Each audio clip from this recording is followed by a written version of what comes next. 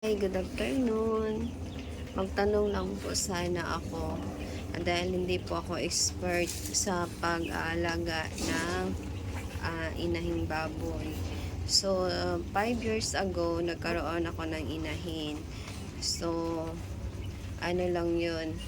Hindi ko kasi alam kung paano mag-alaga or paano magpaanak ng inahin. Kaya nadismaya po ako noon at pagkatapos na nanganak ay ibinenta ko na lang at hindi na ako baboy. At ngayon, 2024, nagbaboy na po ako ulit. Mga 7 years akong hindi nagbaboy bago ako nagbalik ngayon. Ang ano ko noon, mayroon akong inahin.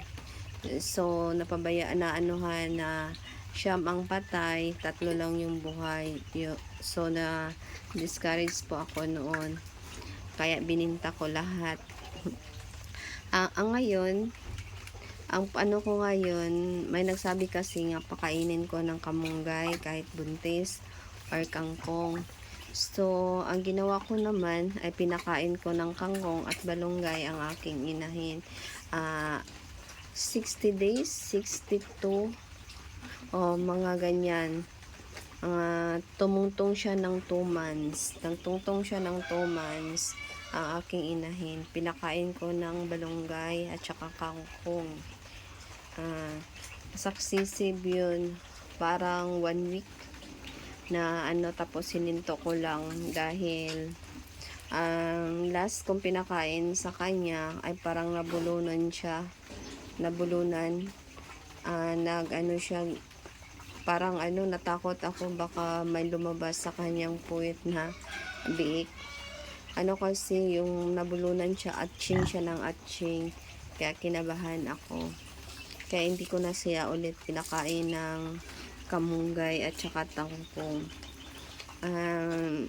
Sabi nila, meron kasi nagsabi sa akin na hindi daw dapat pakainin muna ng balunggay at saka kangkong ang inahin. Diyan na daw pakainin pag malapit na daw ang mga anak. Pag mga anak na daw. Pero ang nakikita ko sa ibang mga nagpo sa YouTube ay pinapakain po nila ng malunggay at kangkong ang kanilang mga alagang inahin, mga 100 days up. So, may nakita naman po ako, may nagtanong doon na okay lang po ba pakainin ang inahin kung 2 buwang buntis. Ang sabi naman po doon ay pwede. Pero sa case ko ngayon, parang nakabahan po ako. Na po siya, 72 days. Ganyan po ang kanyang tiyan. Dumalaga po ito, guys. Kaya, worry ako kasi ayaw ko na kasi yung naranasan ko last 7 years niya nanganak ang inahin ko, parang matagal siyang nag-labor. Tapos matagal siya nag-labor, unang lumabas ang 3 biik, then ang sunod ay naabutan siya ng 8 hours. Kung hindi siya na-injectionan ng oxytocin, hindi lumabas yung mga biik na siyam. Pero paglabas doon ay wala na po na po ang mga biik, wala nang buhay. Tapos nang na-discourage po ako noon, kaya pinataba ko na lang ang anay ko at sinabay ko sa pagbenta ng mga biik. So ngayon gusto ko pong magkaroon muli ng inahin na good health po siya, hindi na sana noon na naranasan ko noon nga parang sobrang kaba ko. Yan, pero no-worry ako dahil napakain ko siya ng balonggay at po guys, kangkong.